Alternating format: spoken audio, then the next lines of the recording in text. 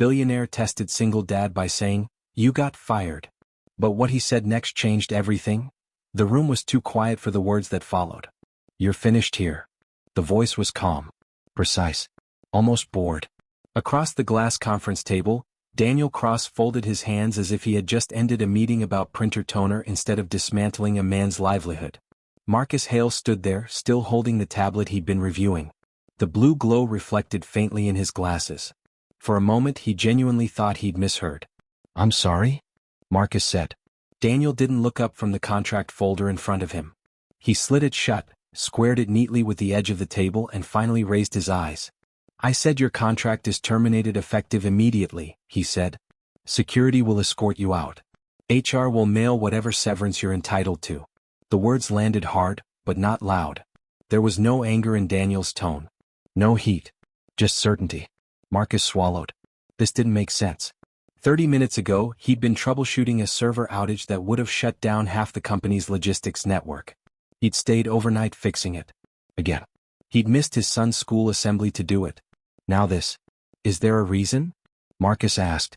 Daniel tilted his head slightly, like the question amused him. "This isn't a debate," he said. "You're done." Marcus felt something tighten behind his ribs. Not panic.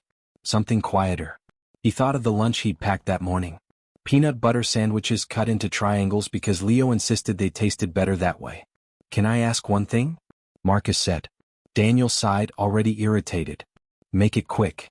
Marcus didn't raise his voice. He didn't argue. He didn't defend himself.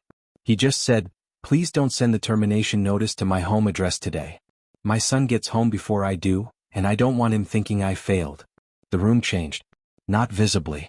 The air didn't move. The glass walls didn't crack. But Daniel Cross went very still. Marcus met his gaze, steady, unflinching, not accusatory. Just honest. Daniel's fingers tightened against the edge of the table. No one else in the room knew it yet. But that sentence had just breached something Daniel Cross had spent his entire life fortifying. What Marcus didn't know, what he couldn't possibly know, was that none of this was real. This wasn't a firing. It was a test. And Daniel Cross had just failed it. Marcus Hale woke up at 4:47 a.m. because the radiator banged like it always did when winter tried to leave too early. He didn't curse it anymore. He lay still on the couch, listening, not to the radiator but to the soft, uneven rhythm of breathing from the bedroom down the hall. Leo. 7 years old. Asthma. Nightmares when pollen season started. Marcus waited a full minute before sitting up, just to make sure the sound stayed steady. Only then did he swing his legs off the couch. The apartment smelled faintly of last night's rice and lemon cleaner. It was small. 1 bedroom, 1 bathroom, kitchen barely wide enough for 2 people to stand without bumping elbows. Marcus had given Leo the bedroom after the funeral. "I'm fine on the couch," he told the caseworker. He hadn't lied. By 5:10 coffee was brewing. By 5:15 Marcus was packing a lunchbox. Apple slices, peeled because Leo hated the skin. Crackers. A juice box Marcus would pretend not to notice went untouched half the time. At 5:30 he opened the bedroom door. Leo was tangled in blankets, 1 sock missing, hair sticking straight up. "Hey bud," Marcus said quietly. "Morning." Leo groaned. "Is it a school day?" Marcus smiled. "Unfortunately." Leo squinted at him. "You said yesterday was Wednesday." "It was. This is Thursday." Leo sighed like the weight of the world had settled squarely on his chest. Marcus sat on the edge of the bed and brushed hair out of his son's eyes. "Tree day today," Leo mumbled. Marcus paused. "Tree day. We're planting trees behind the gym," Leo said. "I gotta bring my gloves." Marcus's chest warmed. "You did bring them." "I packed them last night." Leo cracked one eye open. "You remembered?" "Of course." Leo smiled, then frowned. "You gotta work late again?" Marcus hesitated for half a second too long. "Yeah," he said. "But Mrs. Alvarez is picking you up, and I'll be home before you fall asleep." Leo studied him the way only children do, like they're searching for cracks in something they rely on. "You promise?" Marcus nodded. "I promise." By 6:40 they were out the door. By 7:05 they were on the bus. Leo leaned against Marcus's side, half asleep, clutching his backpack straps. When they reached the school gate, Leo hugged him tight. "You're doing good, Dad," Leo said suddenly. Marcus blinked. "What?" "You always say I gotta tell people when they're doing good." Marcus swallowed hard. "Well," he said softly, "thanks, buddy." Leo ran off. Marcus stood there for a moment after the bell rang, watching until the doors closed. Then he turned toward the bus stop and the day that would unravel everything he thought he knew. Daniel Cross believed weakness was contagious. He hadn't always been a billionaire. He'd been the son of a dock worker who drank himself into debt and silence. He'd learned early that no one rescued you. At 16, Daniel's mother had died. At 17, he dropped out of school. At 19, he slept in his car while coding logistics software that eventually turned into Cross Meridian Holdings. The first time he made $1 million, he didn't celebrate. He fired his entire development team. They got comfortable, he'd said. Comfort rots ambition. By 42, Daniel controlled shipping lanes, data centers, freight contracts across 3 continents. By 45, people whispered his name like a verdict. He didn't believe in loyalty, he believed in pressure. People don't show you who they are when they're comfortable, he often said. They show you when you take something away. So when the annual internal audit came up, Daniel decided to do something different. He would test them. Not with surveys. Not with metrics. With fear. One by one, he'd summon employees from different levels. Engineers, supervisors, analysts. He'd tell them they were fired. He'd watch. Who begged. Who blamed. Who threatened lawsuits. Then only then he'd reveal the truth. Most failed. Then came Marcus Hale. Marcus sat down when Daniel gestured. Daniel didn't bother with pleasantries. Your performance is no longer aligned with company expectations, he said. We're terminating your contract. Marcus felt the world narrow, not collapse, just tighten. He thought of Leo's gloves. He thought of rent due in 11 days. But he didn't speak. Not right away. Is this because I left early Tuesday? Marcus asked calmly. I cleared it with my supervisor. Daniel shrugged. Irrelevant. Marcus nodded. Okay, he said. That was it. No argument. Daniel raised an eyebrow. Marcus stood. He adjusted his jacket, straightened his shoulders. Then he said the one thing Daniel had not prepared for. Please don't tell my son before I do. Daniel froze. Marcus continued, voice steady. He already lost his mother. Silence. Daniel's throat felt dry. The test was supposed to expose weakness. Instead, it exposed something else entirely. Daniel Cross did not tell Marcus Hale it was a test. Not that day. Not the next. He watched Marcus leave the building through the security cameras instead. Marcus didn't storm out. He didn't slam doors or argue with the guard who walked him to the elevator. He nodded politely, handed over his access badge, and thanked the receptionist on the way out. Have a good afternoon, Marcus said to her, like nothing monumental had just happened. The elevator doors closed. Daniel remained standing in the conference room long after the cameras showed Marcus exiting onto the street. Something about the way he'd said it, please don't tell my son before I do. Daniel had built empires on pressure. He'd crushed competitors who begged and humiliated executives who panicked. He knew fear. He wielded it with precision. But that hadn't been fear. That had been love. And Daniel didn't know what to do with it. Marcus didn't go home right away. He walked. Past the glass towers. Past food trucks and coffee shops filled with people who didn't know his world had just tilted. He stopped at a park and sat on a bench, hands folded between his knees. His phone buzzed. A reminder. Leo's pickup 3:15. Marcus exhaled slowly. Okay, he murmured to himself. Okay. He opened his notes app and started calculating. Rent. Groceries. Asthma meds. Utilities. He'd been laid off once before, after Sarah died, and he'd missed too many days of work trying to keep breathing. He remembered that fear. This was different. This time he wasn't scared. He was tired. Not of work. Of being one step away from the edge all the time. At 3:10, Marcus stood outside Leo's school gate. Leo ran toward him, waving. Dad. Guess what? Marcus crouched and opened his arms. Leo launched into him. They stayed that way a second longer than usual. Dad. Leo said. You okay? Marcus kissed the top of his head. Yeah, he said. I'm okay. It wasn't a lie. It just wasn't the whole truth. Daniel Cross had access to everything. Schedules. Logs. Performance reports. He told himself he was reviewing termination fallout. That was the excuse. But what he was really doing was watching Marcus Hale. He pulled up internal reports from the last 18 months. Marcus had volunteered for extra night shifts. Covered outages no one else wanted. Stayed late during storms when transit shut down. He'd requested exactly one accommodation. Early exit on Thursdays for child pickup. Proved. Then quietly revoked by a mid-level manager 6 months later. Marcus had complied without complaint. Daniel frowned. He called HR. Why was Hale's accommodation removed? He asked. The HR director hesitated. Productivity metrics. Daniel ended the call without responding. That night, Daniel stayed late. He didn't go home to his penthouse overlooking the river. He sat in his office, lights off, city glowing below. He opened the security feed from the ground floor. At 7:42 p.m., Marcus walked back into the building. Daniel frowned.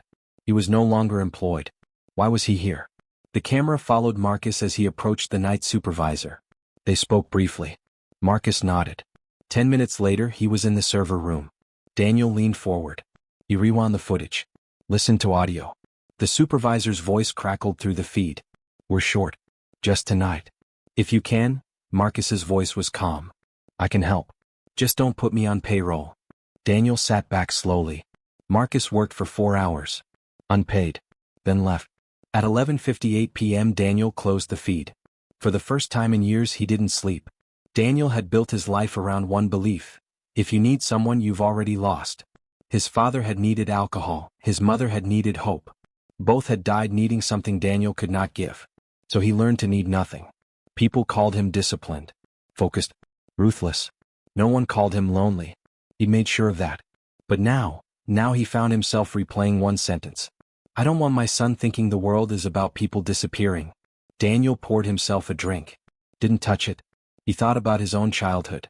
No promises kept. No explanations given. Just absence. Was that strength? Or had he simply renamed survival so he wouldn't have to feel the cost?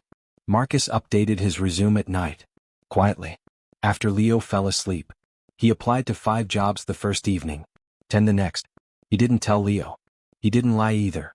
When Leo asked why Marcus was home earlier than usual, Marcus said, I got a few days off. Leo grinned. Can we make pancakes? Yes, Marcus said immediately. They burned the first batch. Leo laughed so hard he snorted. Marcus laughed too. For the first time in weeks it didn't feel forced. Daniel told himself he wouldn't interfere. That was important. Watching was one thing. Involvement was another. But interference crept in quietly. A manager received an anonymous directive. Reinstate flexible scheduling for caregivers. A contractor position opened. Overnight network auditing. No degree required. Marcus received the email 2 hours later. He read it twice. This is weird, he muttered. But he applied. Daniel watched the timestamp.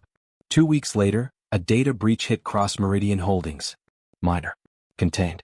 But the press didn't know that. Yet. Daniel was in a board meeting when his assistant whispered, There's chatter. Daniel nodded. Handle it. That evening his PR team flagged something else. A freelance journalist had posted a photo. Grainy. Taken outside a hospital. Daniel recognized the posture instantly. Marcus. Holding Leo. The headline was speculative. Lazy.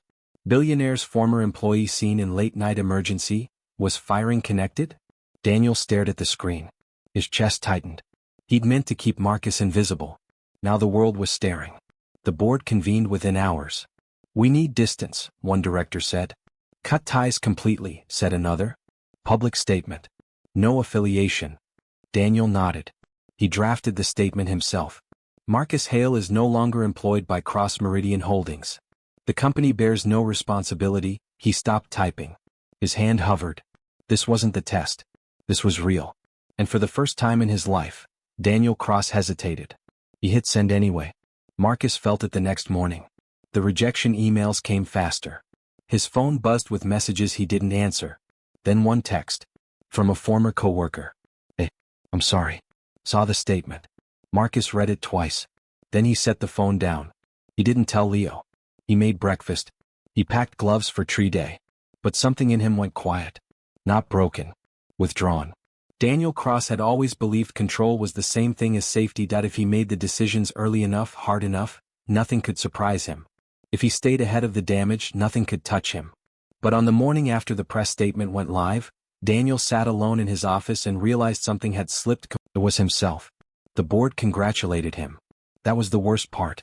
Clean response, one director said over video. Decisive. Markets are stabilizing, another added. Good containment. Daniel nodded at the right moments, said nothing unnecessary, ended the call early. When the screen went dark, he stayed seated. The city below looked the same as it always had, steel and glass and movement without meaning. He replayed the security footage from weeks ago. Marcus kneeling in front of his son's bed, tying shoelaces. Marcus standing in the server room long after midnight, unpaid, unacknowledged. Marcus saying, "Please don't let my son think I failed." Daniel leaned back and closed his eyes.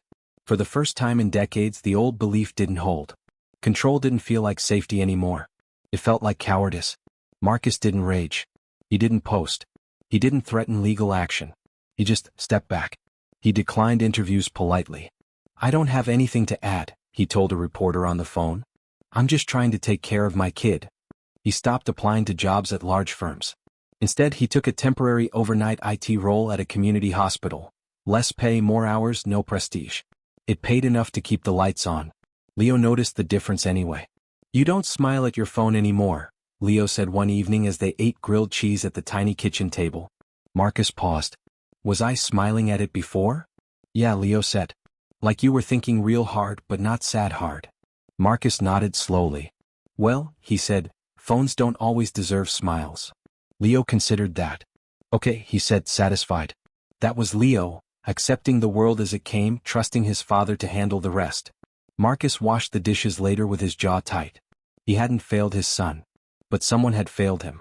The next blow came quietly. Daniel was reviewing quarterly reports when his assistant knocked. "Sir," she said carefully, "the audit committee has a recommendation." Daniel looked up. "Go on." "They want you to step back from operations for 6 months. Daniel's mouth twitched. "For what reason?" "Leadership optics," she said. "They believe your judgment may be compromised." Daniel nodded once. "Who's pushing it?" She hesitated. "Most of them." Daniel dismissed her. 6 months ago this would have enraged him. Now it clarified something.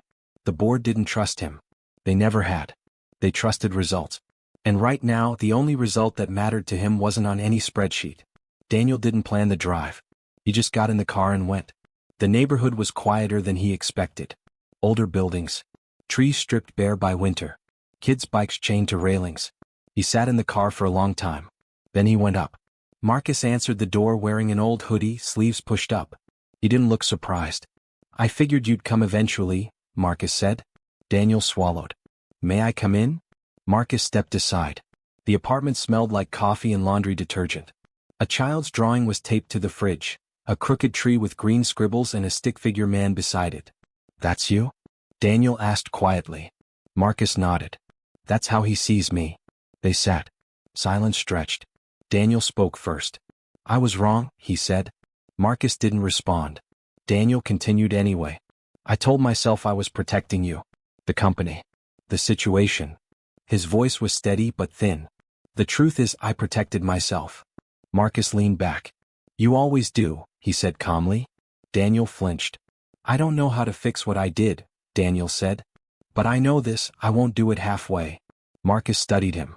"Words aren't enough," Marcus said. "You know that." Daniel nodded. "Yes." The press conference wasn't spin. That was how everyone knew it was real. Daniel stood alone at the podium. No legal counsel. No PR buffer. Just him. "I made a decision that harmed an employee who did nothing wrong," Daniel said. "I did it because I was afraid of vulnerability. I thought power meant distance." Cameras flashed. "It doesn't," he continued. "It means responsibility."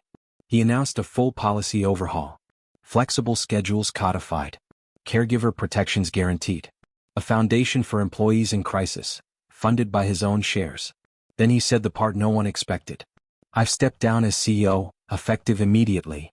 The room erupted. Daniel raised a hand. "I will remain accountable," he said. "But I will not remain in control." The stock dipped. He didn't look. Marcus watched the live stream from his phone while Leo colored on the floor. Leo glanced up. "That's your old boss." "Yes," Marcus said. "He looks weird," Leo said. "Like he swallowed a bug." Marcus snorted before he could stop himself. Leo grinned. "See? Phone deserved a smile." Marcus laughed quietly. Later Marcus received an email. Not a job offer. An apology. No contracts attached. No conditions. Just ownership of harm. Marcus sat with it for a long time. They met again weeks later. Not at an office. At a park. Daniel wore jeans and an old jacket. No driver. No assistant. Leo was there too, kicking leaves into piles. Daniel knelt beside him. "Hi," he said. "I'm Daniel." Leo squinted. "You the man who made my dad sad?" Daniel nodded. "Yes." Leo considered this. "Okay," he said. "Don't do that again." Daniel smiled. "A real one." "I won't," he said. Marcus watched, something easing in his chest. Forgiveness didn't mean erasing the past. It meant choosing not to let it own the future. Months passed. Daniel funded a nonprofit focused on ethical labor systems. He didn't run it. Marcus did. Part-time at first. Then full-time. Not because Daniel gave it to him. Because Marcus built it. They worked together, not as savior and saved but as equals. Sometimes they disagreed. Often. Marcus called Daniel out when he slipped back into control mode. Daniel listened. Really listened. Spring came slowly. One evening, Marcus and Leo stood in the small community garden behind the nonprofit's office. Daniel joined them, sleeves rolled up, dirt under his nails. Leo handed Daniel a watering can.